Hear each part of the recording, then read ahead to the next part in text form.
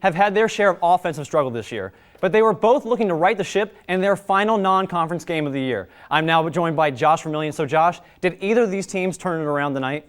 Well, you are absolutely right in saying both of these teams have been struggling on offense this season. So I went into this expecting a defensive grind, and that is exactly what we got. But those Fairfield Union marching Falcons were excited to take the field, and that carried over directly onto the field for the Falcons on their first possession. Alex Ritton takes this handoff around the left side and lowers his shoulder, picks up 10 yards and the first down. But on fourth down, Nick Schultz is looking for some space, and he is taken down by the leader of that Viking defense, Tim Owsley.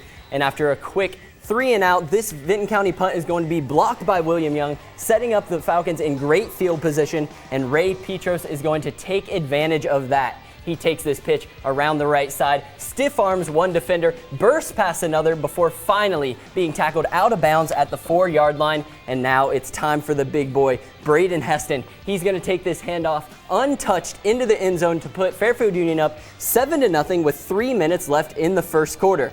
And on the ensuing kickoff, more special teams problems for the Vikings. Kelton Collins is going to muff this kickoff, and it is going to go back and back before he finally picks it up, but he has nowhere to go, gets taken down at the 7-yard line, and after yet another quick 3 and out, this punt isn't going to get blocked, but Hunter Sunkel is going to return it to the 35-yard line, plus tack on 15 more yards for that late hit penalty right there. And now the Vinton County defense, they need a stop now, and they turn to Owsley. He delivers the big hit on Schultz, turnover on downs. Now moving late into the second quarter, Vinton County quarterback Nathan Yates trying to get something going. He takes this 62 yards down the left side. The Vikings, they had 244 rushing yards on the night, so the run game was working for them. And now Yates is trying to even the score heading into halftime, but his pass is going to be picked off by Jacob Figgins in the end zone, swinging the momentum back to Fairfield Union, who led 7-0 heading into halftime, and they go on to win this one 10-8. And look at that, only 3 passing yards and 2 interceptions for the Vikings, Justin. Well, once again, both teams had trouble scoring. Why is that, Josh?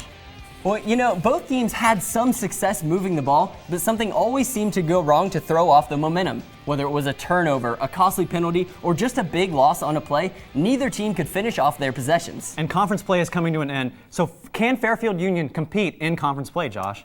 Well, they play in a very deep conference, and they'll have to compete with the likes of Amanda Clear Creek, Bloom Carroll, and Hamilton Township. I think they proved that their defense can stop some of those tougher opponents, but the offense needs to make some big improvements if they want to compete for a league title. Well, I'm definitely looking forward to see if they can turn it around. We'll just have to wait and see. Thanks for the great work, Josh.